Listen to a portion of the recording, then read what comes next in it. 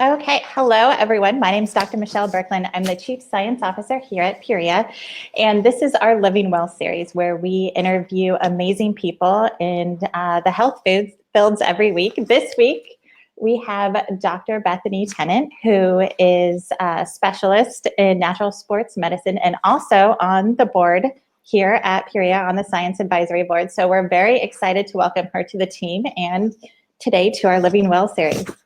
Thank you so much for having me. I'm excited to be here. I'm excited too. So before we get started, I'm going to read a little bit about your background to our viewers, and feel free to add anything as I go too. Okay, so Dr. Tennant is a licensed naturopathic physician and certified nutrition specialist. She graduated with honors in research from the National College of Natural Medicine in Portland, Oregon. Following graduation, she went on to complete her postdoctoral research fellowship in Parkinson's disease and nutrition. Natural sports medicine is her specialty. She was trained in New York as a sports massage therapist, and she deals with matters of prevention, performance, recovery, pain management, and injury rehabilitation with high school, college, and professional athletes, including the USATF, D-League, FIBA, NBA, and NFL. As a New York native, she earned her bachelor's degree from Houghton College as a pre-med student and varsity scholarship basketball player. She has her interests include sports medicine, pain management, and neurodegenerative conditions. She has collaborated with the Bryant Grant Foundation as a nutrition expert and executive committee member, Nike N7 as an ambassador, Damian Bell Holter as a health and wellness advisor to his Blessed to Blessed camps, and Max Hops and Open Gym Premier as a sports nutrition guest speaker. She has also presented at several high school and college programs in the area of sports nutrition training. Dr. Bethany Tennant also has corporate wellness experience, serving as medical director in a New York-based company to advise in areas of nutrition, exercise, stress management, and large-scale impact for corporate clients. She's passionate about health, wellness, and fitness. As someone who loves to travel, she has had international experience traveling to the Czech Republic as a collegiate basketball player for clinics, training, and competition, Zambia as a pre-med student, Suriname, South America as a Peace Corps volunteer, community and health educator, Nicaragua to work in an established clinic, and in Mexico for a basketball community outreach. And you're also a member of our Science Advisory Board, so you have a lot going on. You're wanted in many different areas right now too. Yeah, well, thank you for that introduction. Yeah, that's kind of how I met you too. You're always traveling or giving speeches, and we met back in Portland a long time ago, 6-7 years. I don't even know how long. Yeah, that was, perhaps it was 7 years, I think now. Oh my gosh, it's so crazy. So I'll start kind of infusing your background. Tell us more about you as an athlete and how you found this passion, because it's like you're living your passion. You have all this amazing knowledge, and you're able to fuse the two. Yes, thanks so much. So I love the Nike slogan of, if you have a body, you are an athlete. So it's not that I'm so exceptional in that capacity, but I grew up loving sport. I have 2 older brothers and I have a younger sister, but my 2 older brothers really, I would say, influenced the exposure to sport. Every single morning I woke up to, Sports Center and ESPN, and for Christmas they were getting, Michael Jordan videos and working on drills. And the story I share is that, so I used to kind of tag along with them, keeping up with them, especially with basketball. They would go play, at these outdoor courts. I know I try and tag along, and I'm sure they loved having their little sister tag along. But the story is that, they trained, and my oldest brother was pretty serious about it, but I was the only one that ended up playing in college. So that was my I appreciate them for doing that though, and allowing me to participate. But I think it was just something that I I've always loved. So playing soccer, I played softball, I ran track and field one year in high school, and I love team sports more than individual, just personally. And I just love how so often that, can translate really well into life skills and character building and those sort of things. So developing youth and high school players and preparing them for life, I think, is a great sort of opportunity. So that's just to say, once I moved to Portland to start medical school, I started connecting to the community once again and reaching out to the ways that I know, being involved in more sport and being connected to a fitness facility.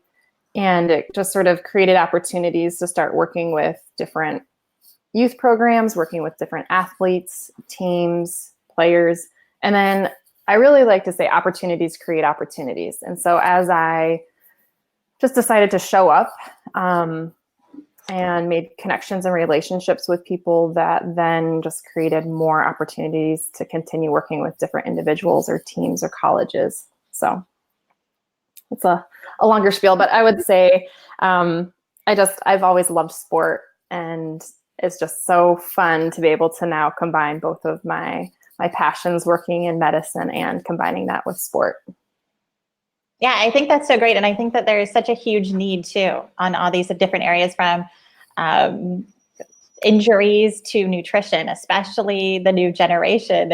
And you get the opportunity to teach them early all these amazing techniques too. So I love that. Yeah. And I do love that, because I think, when I'm talking to third graders, they're not all going to be playing professionally, right? But they are going to be eating for the rest of their lives. They are going to be, needing to be healthy. And I think creating habits or introducing them to things that they can do now that can impact the rest of their life is a really exciting space to kind of engage with them.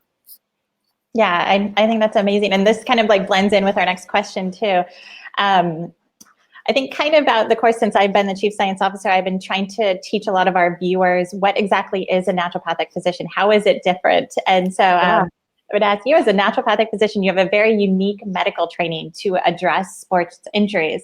So what types of modalities would you use with different common sports injuries? Yeah, so I think what's different about naturopathic medical training is really such a holistic approach and being able to treat the whole person. And so I think when I'm working with injuries, lots of times it's in the aspect of maybe someone's had a surgery or they're rehabilitating. And so I love coming in to talk about really nutrition as a big component. So how can we support a speedy recovery, or how can we help prepare your body for that surgery so you can come out faster and recover? I think that using botanical medicine is an amazing way to apply, whether it's for pain management or whether it's for inflammation. I like to just consider the whole person in those kind of ways and offer all those different tools. I would say that although I do work with some sports injuries, I think most of the time athletes are looking to work with me to lose weight, to gain weight. Sometimes they're managing symptoms, and sometimes it is to just rehabilitate those injuries. So I like to just kind of use all of those different tools of the botanical medicine, physical medicine, nutrition, in those ways to integrate care. Yeah, I think that's great. We're going to go into more detail in that, but it's great for people to get a picture of how many things you can do too, especially for injuries as well. So at Puriya, we have the same philosophy in naturopathic medicine to treat the whole person. And right now we have our Ultra Relief Cream, which is our pain relief cream, and it treats the symptoms. But our goal is to treat the whole person and to give all the tools to help. And so not just putting on the cream, but the nutrition and the foundations. So on this topic, what other ways would you address pain relief? Because from what I was reading too, when I was reading about organizing a supplement, was that the majority of people visit their primary care doctor for pain issues too. It's a huge, huge issue in sports and in medicine in general too. Yeah, absolutely. So I love that you guys are doing that and to be a part of that now myself, to be I joining. know, I'm so excited. Up. I think that, and that's interesting too, because I think for so long, there's only a few topicals that people use. And I've always thought that's such a limited window of what could actually be utilized to leverage for pain management. So when I'm working with people in pain, with having that background as a massage therapist, I really love physical medicine. So doing soft tissue work is something that I really like to do.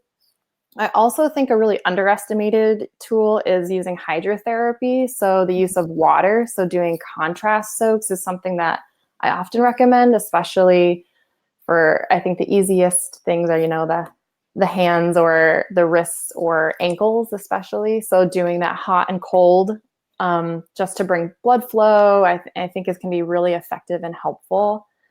I do like botanicals to be able to use both topically and then internally. So lots of times it's helping with inflammation if it's an acute.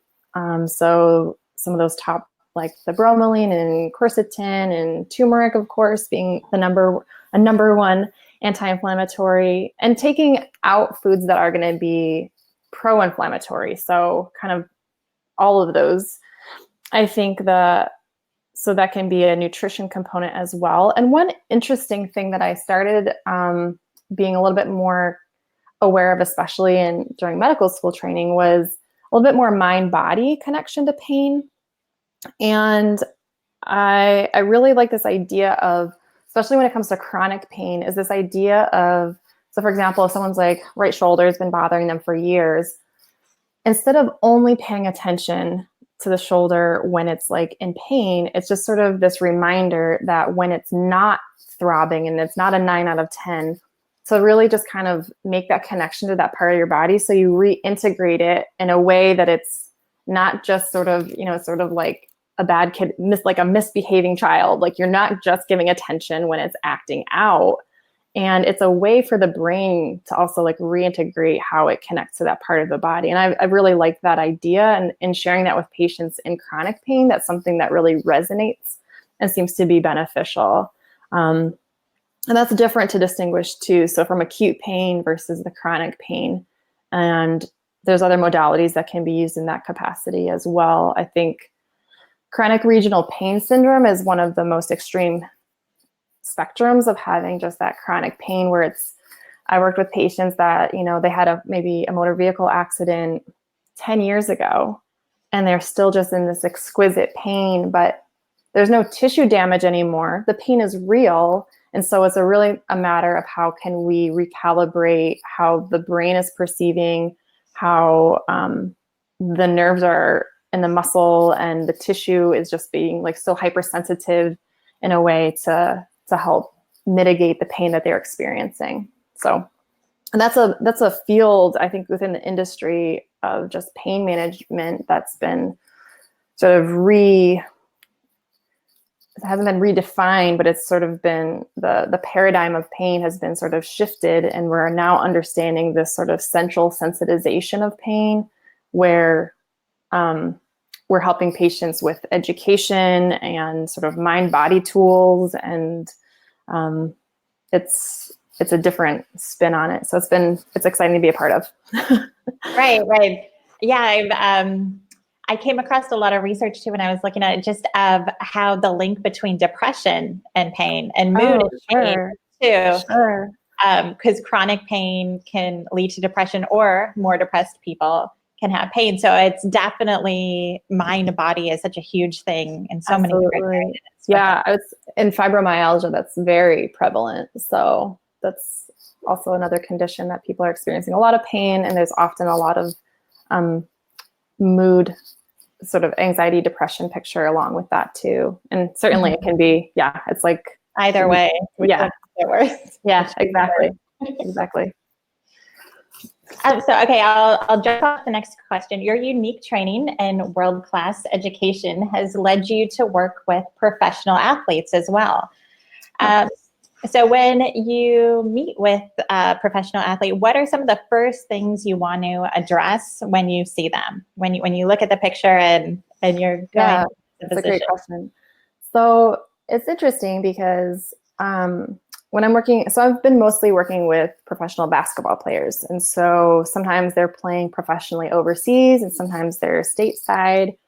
I've worked with a couple female players overseas as well, and a couple outliers would say like some NFL and USA track and field. But within the basketball world, what I quickly have learned is that you're really a part of a team. And I think for any patient, you are a part of a team in some capacity, but it's a little bit more obvious when you're working with an individual athlete to realize that they typically will already have, if they're playing professionally, they have a team of, health and wellness person overseeing everything, but then they have a strength and conditioning. The teams often have a nutritionist. There's often a chiropractor, a massage therapist, a physical therapist. There can be a team doctor, team surgeon. Then the players individually will have their agent. And then they also have their parents. So a lot of times it depends on why I'm being brought into the picture. So sometimes an agent is reaching out because they want to support their players. Sometimes it's a trainer. They also have like skills trainers rather. And so I would say I'm mostly helping with nutrition. I think the area that I'm adding more emphasis on in working with these athletes is sleep. It's so huge for performance and recovery. And I think even more so, it's becoming actually a priority for a lot of NBA teams. They actually have like a sleep specialist that is coming now to different franchises to speak. That's and help. great. That's really great. And the big reason why they're investing in that is because of the studies that show there's injury prevention. So it's also prevention as well as recovery. But that's just to say, when I'm working with them in the areas of nutrition, I think what's fun for me is the dynamic work of meeting people with where they're at. So when I'm talking to youth players, it's sort of how are we going to pick the best option from the cafeteria? But when I'm working with professional players, I'm often actually working with their chef. So whether they already have a personal chef or whether I bring one into the picture. So there's different sort of levels of working with them. I think surprisingly, just because they're elite athletes doesn't mean they eat in an elite way. I think that was maybe the most surprising thing, is really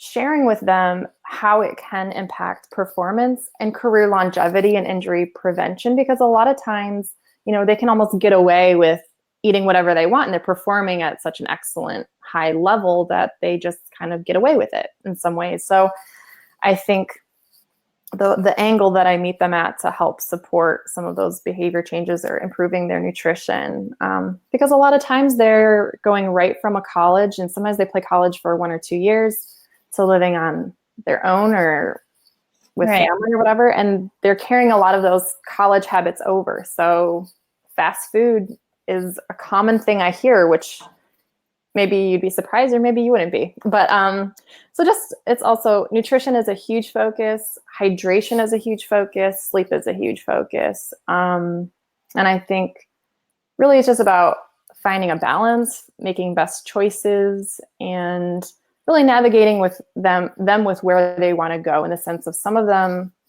I've worked with were exploring, eating vegan. And what does that look like? Or sometimes it's exploring how to eat healthy when they are in a different country, when they're playing overseas professionally, and how to navigate those new foods and healthy food options. So that's a little bit. And then also providing some of the supplementation as needed. But my motto is food first, supplement, and food is first. So, and that's another area to be really particular about when it comes to supplementation, because of the testing and just the rules and policies around supplementation for athletes. Right. And the quality of supplementation in general too. Oh, absolutely. And it's in line with that too. I think that's great. Just of course, all medicine that you do is individualized, but I think getting to the foundation, making sure that basics are in line too is huge, especially with athletes traveling. Yeah. The travel thing makes it very difficult to keep to a schedule or to find healthy foods. Yeah. They're flying a lot. And so that's another thing too, just circadian rhythms are just kind of all over the place. And so that's been a more recent area of interest, and actually for both myself, and it seems to be an interest for different teams and players. So I think that's great. So next question. I asked a lot of my friends who were athletes, I said, what do you want to know from Dr. Bethany about what can you get out of this? And so I got back, how do you improve recovery time? So these are some big ones. So just kind of as you can. Improve recovery time, improve endurance, and improve strength. How would you go about kind of addressing these? They're all very interested in that from your perspective. Yeah. So I think recovery time, I think hydration is a really big one. I think replenishing electrolytes is a big one. And I love doing either coconut water or helping people get those nutrients back. So the electrolytes that you want to focus on are the sodium, magnesium, potassium, manganese, and calcium. And so there's a few products out there that are really well known as being an electrolyte replacement, but you can certainly find those in more natural ways. So whether it's a quick smoothie, using especially dark green leafy vegetables are the best sources for a lot of those, or coconut water again is sort of a great electrolyte replacement.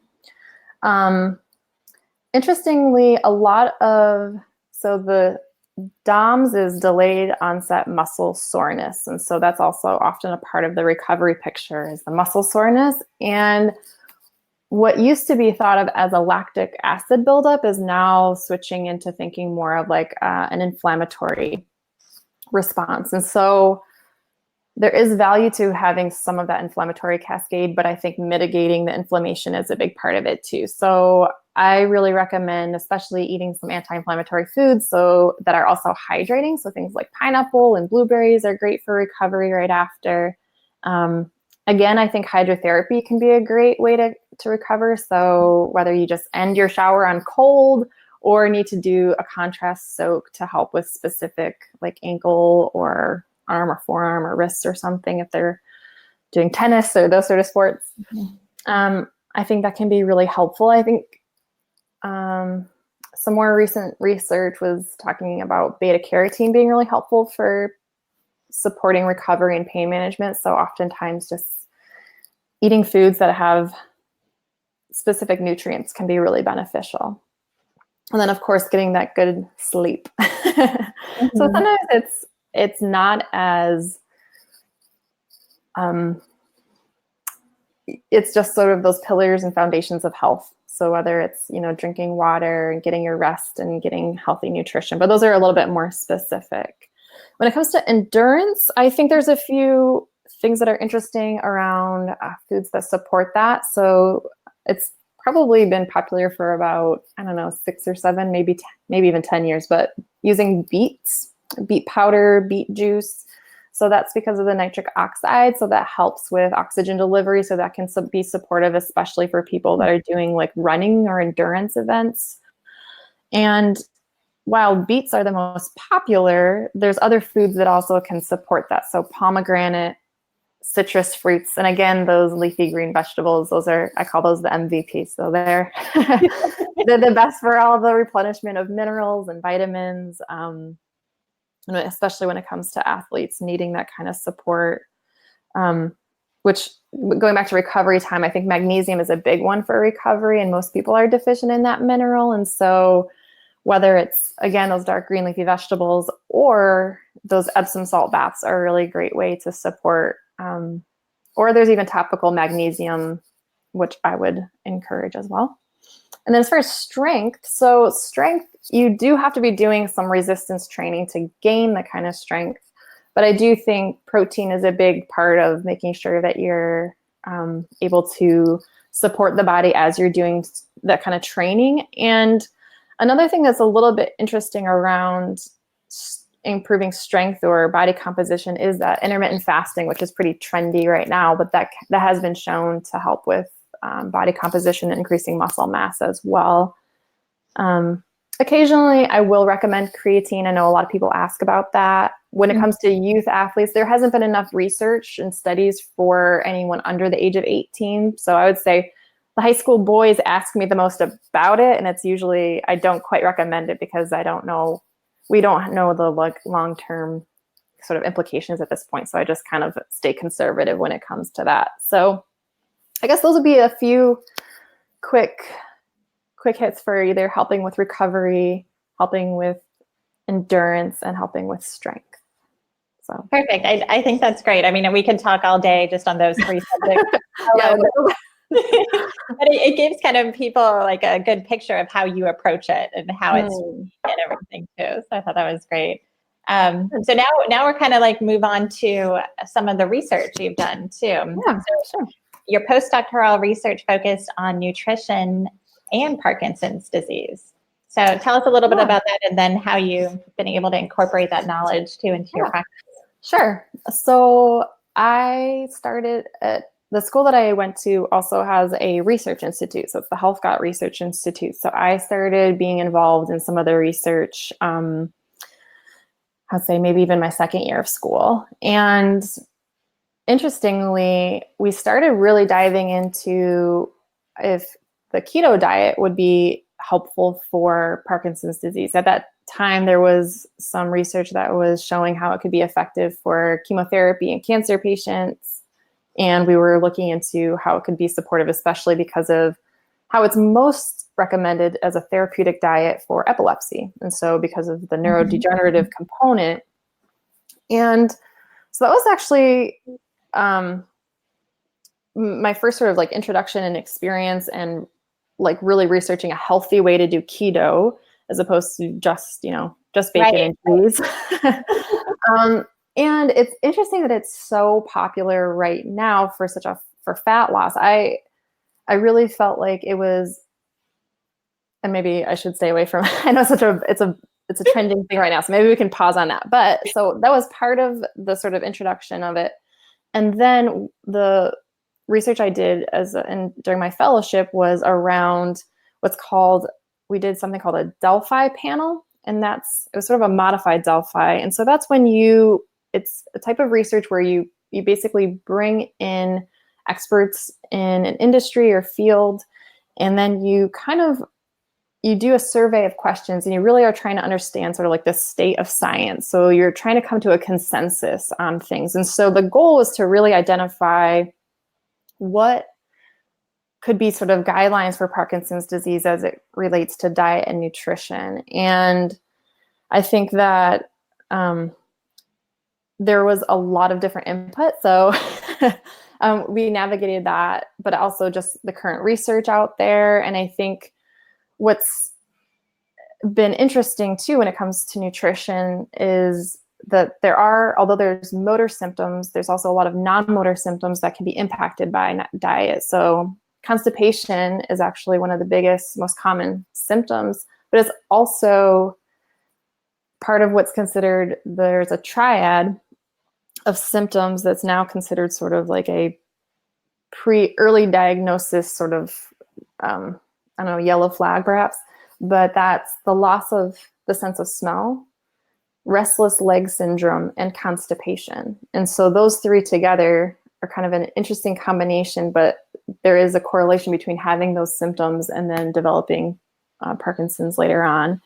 So it's, in the bigger conversation there is such a connection between the gut and the brain. And there's even now consideration and theories around the pathophysiology of Parkinson's even being starting in the gut and starting and connecting with the vagus nerve and impacting the brain in that way. So there's a lot of nutrition implications for neurodegenerative conditions. And the way that I'm applying the information now is I do work in a clinic here in Portland, Oregon, and I am able to see patients that have Parkinson's, but I'm also very involved with the Brian Grant Foundation based here in Portland, Oregon. And so he was actually a former NBA player was diagnosed with early onset Parkinson's. So he was in his late 30s when he was diagnosed. And instead of being really research focused, as the Michael J. Fox Foundation is, it's really about helping people live with Parkinson's today and using exercise, nutrition, and supporting mindfulness and stress management, giving tools for everything from fashion to learning about, gardening for health. So those sort of capacities. And I'm currently contributing an article monthly to their blog, and it's Cures from the Kitchen. And it's really understanding how to use nutrition to support some of those non-motor symptoms. And interestingly, this month's is around dermatology and skin conditions. So a lot of times some of those symptoms are really oily skin, really dry skin, or they can be really, their perspiration can also be sort of regulating it, whether it's too much or too little. So those are some impacts as well. So, yeah, that's really interesting. I've always been interested in the neuro side myself. That's kind of how we met too. Yeah, exactly. Through that, and diet is so powerful. I mean, in Parkinson's and multiple sclerosis and so many conditions, I think it's a huge force. Yeah, absolutely. Pardon me, I'm gonna need to plug in my. It was at 100, and it seems to be going fast for some reason. No problem. There we go. Okay, well, this is the question I love to ask every doctor when I do this series, and it's about philosophy. Just because I think that a physician's philosophy is incredibly important about how they view medicine and the type of doctor they are. So I want to talk to you about philosophy and your philosophy on medicine and what led you specifically to go to NCNM versus other types of medical school too. So tell us about that. I think that's great. This is probably the toughest question you've asked me. I don't know as if I have an actual philosophy defined, but I can share kind of my journey and sort of aspects of what I really value, and maybe when I'm done, I'll come to it. So interestingly, my grandma was actually a big influence on encouraging me in exploring naturopathic medicine, because growing up, she was kind of the go-to family doctor when it came to I remember, I was having all these nosebleeds for some reason when I was a kid, and she was like, "Oh, you need more vitamin C because this," she was really using food as medicine at that time. And I started getting interested in health and wellness. And I remember in 6th grade, she gifted me the Vitamin Bible, and it was just information about all the vitamins and minerals and what foods they're found in. And I just kind of loved playing with that and loved that idea. Later on, she gifted me a prescription for nutritional healing book. And so I was already interested in health and wellness and medicine. And actually, when I was a senior in high school, I was able to participate in this program where for half the day, there was, I think, 5 of us seniors. So half the day, we would spend the rest of our school day in the hospital setting. And it was really just an opportunity to be exposed to the industry, the field, and we would rotate through all the different departments. And at the end of the school year, we were doing sort of a career project. And so it was kind of really dialing in what you were most interested in and kind of researching it. And I just remember telling my supervisor that I can't decide. I loved the physical therapy. I loved my time with the nutritionist. I loved the primary care. And she mentioned, "Well, have you ever heard of naturopathic medicine?"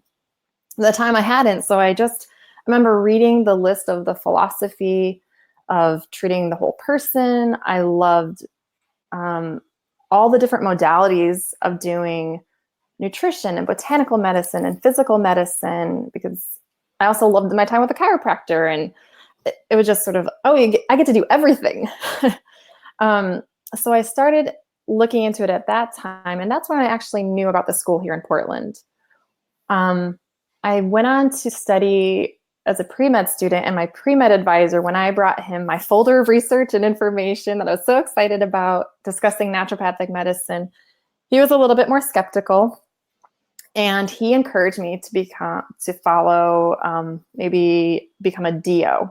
So I did a pre-med practicum where I spent 10 days with a DO, and I loved it because it was a slightly more holistic. He was doing some bone manipulation to support, but he was also prescribing pharmaceuticals all day. And I just felt like, oh, there's not quite as much of the other stuff that I'd be interested, especially the nutrition.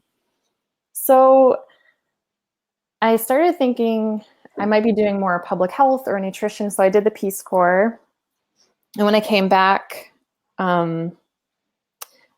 what led me to the school was actually finding a practicing physician. And so I met with them, and I thought, I know this idea, this whole philosophy. I've researched what the schools teach in the classes, and it looked amazing. But when I had a chance to see what it looked like in practice, it really confirmed this is what I have to do. So I just felt like even that interaction with that was Dr. Edwards, actually, and he had shared, with my patients, I asked them, how is their sleep? I asked them about their bowel movements. And I thought to myself, no doctor has ever asked me those questions, and how obviously they are connected and correlated to how people feel and their health, and, what other stresses are going on in their lives. And knowing that how much time you're able to dedicate with really hearing someone's story versus that 10-minute, like, okay, you have a sinus infection, here's your script, call me if it gets worse, experience. And so that's what had been something so that's to say the seed was planted. I would say it was influenced from my grandma. I think it was on my radar when I was a senior in high school, and it was something that I couldn't let go of because it just continued to intrigue me. Even when I was in the Peace Corps, I had that folder of information of just sort of, this is still something that just really resonates, and I think I'd like to do this one day. And I think I needed a little bit of break from school before I was ready to dive back in and do it full time in that way. And it just, I absolutely love this field. I love sharing our medicine. I think it's becoming, it's almost becoming a preferred medicine. I know for a long time it was sort of like alternative and complementary. And I think people are really seeking to be heard, to receive individual care, and to use other tools. Although I can prescribe pharmaceuticals here in Oregon, just to know that there's a therapeutic order that we like to follow, and there's other ways to support the body. So those are, I guess that's my story, and I'm not sure exactly if that defines my philosophy. I think there's no right answer, but it's your passion too. It's your passion for how we all have a story, I think, of how we found this medicine, because there's not a lot of people compared to the conventional world, how many of us are out there. And I think that when you do become a doctor like this, with the financial investment, the time investment, and everything, you have to have a deep philosophy and a real passion for medicine too. So I think that's great. Thanks. So last question, it's mainly about what you're up to now too. Like, tell me where you're practicing medicine or what you're doing, so people can find you here. And of course, you're part of the board, so they can always find you through us too. But tell me a little bit about your clinical practice and what you're doing. Sure. So I guess where people can find me, I would say that I wear 3 hats currently. One is as a clinician. So I am a physician here in Portland, Oregon at To Be Well. So that's based in Lake Oswego, where I'm there several days a week. I am a primary care provider there, and I also do accept insurance. We also have cash price points as well. So whatever your need is, I can meet you there. Secondly, I would say natural sports medicine is actually my business name. And so that's where I'm often speaking. I'm looking at speaking this summer. There's some opportunities, some big camps in LA and some tournaments in Vegas. And sometimes I'm talking to small little travel groups, travel teams rather. And sometimes I've taken college boys on a grocery tour. So it's the whole spectrum. I'm also really excited for some opportunities to do some consulting with a couple NBA franchises, and that's sort of in the works, so more details to come. And I also do work with some individual players in that way too, so consulting and speaking. And then the corporate wellness hat that I wear. So there's a company based in New York that I work with, and we're actually spinning into doing some wellness retreats. And so I'll be in Syracuse, New York. We'll be launching our first sort of, we call them urban resets. So it's a chance to, whether, you can't go to the island or the mountain, but it's a chance to kind of get some tools to help support health and wellness and stress management while you're in the city. So that's a few things. I did it for a while, and I'm looking at returning to I was doing a podcast myself called Healthy as a Habit. So I'm looking at bringing that back. And and then a few other projects that are just kind of fun to share are having worked with some chefs. Sometimes they're looking to bring products to market. And so there's a couple foods products that I'm kind of doing some consulting work and helping with their nutrition labels. And I'm excited to share that once it's on the market. Very nice. And kind of with us too, we're going to consult with you as we're developing more of our sports focused, pain focused supplements. And we're also developing guides for each condition. Oh, fun. One of them will probably be like arthritis or joint pain or muscle strain. So we're definitely going to have to use your expertise in those areas as well. That's so exciting. I'm very, very excited about teaming up with you. And it's been fun to reunite after. Yeah, definitely. I don't know if everyone knows, but we competed. Dr. Burklund won a speech contest that I participated in. And I'm so glad that we've been able to now be at the same team. We were always on the same team. That was a fun competition, though. Surprisingly, it was fun. But It was a good challenge, because that was, I would say, the start of my public speaking. It's something that I do actually enjoy speaking to groups now, and that was a challenge for me to do at that time, for sure. Yeah, I know that it just, it puts us out there, and it gets us to focus on education too, to break the knowledge.